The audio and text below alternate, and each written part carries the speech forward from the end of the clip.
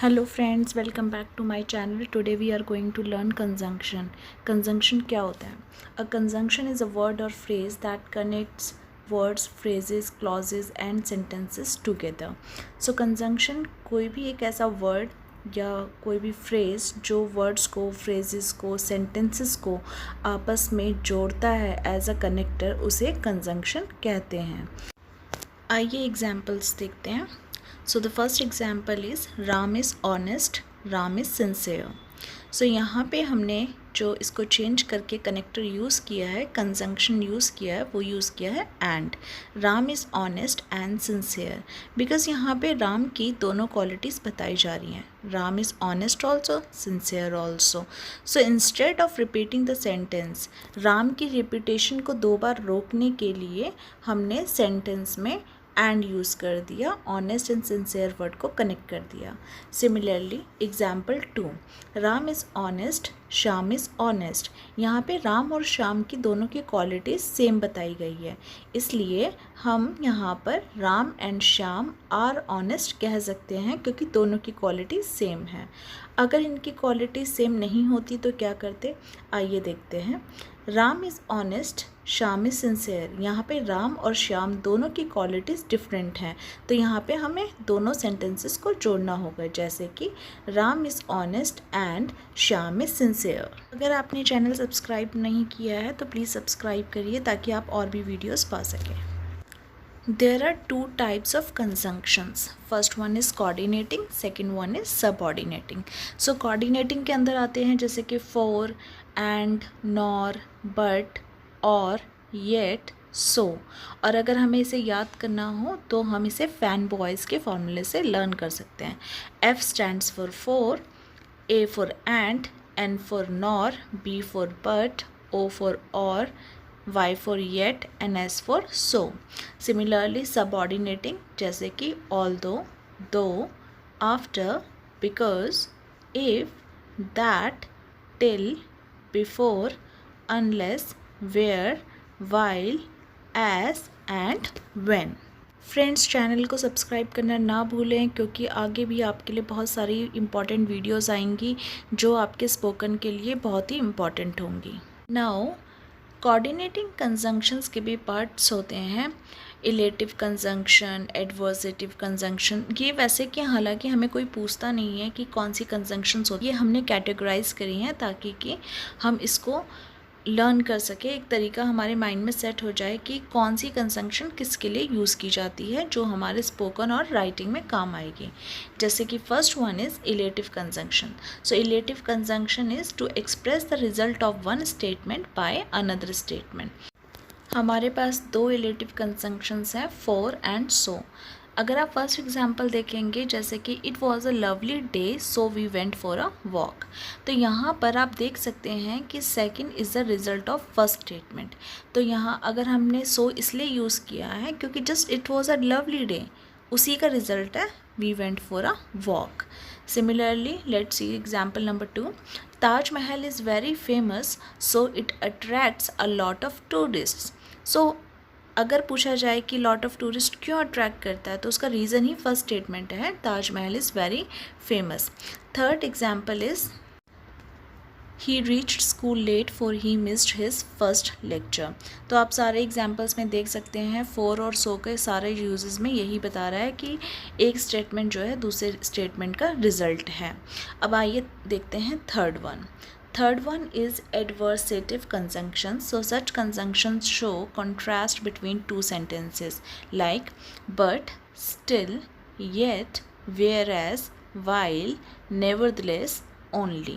तो आप सारे sentences अगर आप पढ़ेंगे तो इसमें क्या होता है, adversative conjunctions वो conjunctions होती हैं जो हमें contrast बताएं, बिल्कुल एक दूसरे से totally opposite हैं। जैसे कि फर्स्ट वन आप पढ़ेंगे तो he is sad but hopeful, तो यहाँ पे हमने बट का यूज़ इसलिए किया है जस्ट बिकॉज दोनों चीज़ें जो थी sad and hopeful, because when you are depressed obviously that time you can not be hopeful, but that person was totally contrast, he was showing totally opposite things. or opposite feelings, so that's why we have used here but. Second one is he is rich still he is unhappy, तो यहाँ पे भी rich और unhappy जो है दोनों ही contrast show कर रहे हैं. Third one is the weather was cold yet bright and sunny. Fourth example is he is hard working whereas his brother is quite the reverse, तो यहाँ पे भी हम contrast देख सकते हैं. Fifth one is you can go swimming while I am having lunch. He was very tired, nevertheless he went on walking. Aman is all right only he is tired, तो आप देख सकते हैं कि whereas, while, nevertheless, only, but ये सारे हमने किस लिए यूज़ किए हैं, क्योंकि दोनों सेंटेंसेस में जब हमें कॉन्ट्रास्ट शो करना हो या टोटली ऑपोजिट बताना हो तो हम ये कंजंक्शंस यूज़ करते हैं.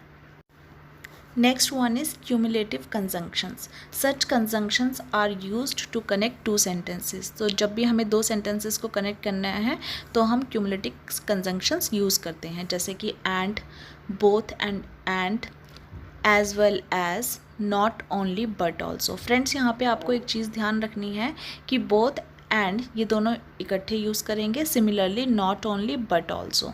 अगर आप पहला एग्जाम्पल देखेंगे यहाँ पर AR Rahman sings and composes music, तो यहाँ पे दोनों चीज़ों को हम कनेक्ट कर रहे हैं. अगर बात करें AR रहमान की तो वो गाते भी हैं, म्यूज़िक कंपोज भी करते हैं, तो यहाँ पे दोनों चीज़ों को हमने एंड से कनेक्ट किया है. Similarly they are both tired and hungry after shopping. अगर आप बोथ यूज़ कर रहे हैं तो आपको एंड भी यूज़ करना. हम ये नहीं लिख सकते कि both tired hungry, both tired and hungry. Third one is Anu Malik sings as well as composes music. Fourth is I bought not only sandwich but also 2 burgers. इसका मतलब कि मैंने सैंडविच ही नहीं बल्कि मैंने बर्गर्स भी खरीदे.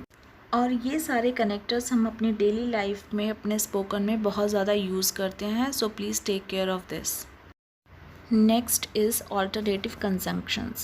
Such conjunctions give 2 or more choices alternatives. तो जहाँ पर भी कोई भी conjunctions जो हमें ऐसे यूज़ करनी हो, जो हमें choices show करनी हो, तो हम ये conjunctions यूज़ करते हैं, जैसे और, either और, neither nor and otherwise. So friends, यहाँ पे आपको ध्यान रखना है कि जैसे मैंने आपको प्रीवियस स्लाइड में बताया था कि बोथ एंड इकट्ठे यूज़ करते हैं, सिमिलरली हमें आइदर और नाइदर नॉर ये इकट्ठे ही यूज़ करना होगा.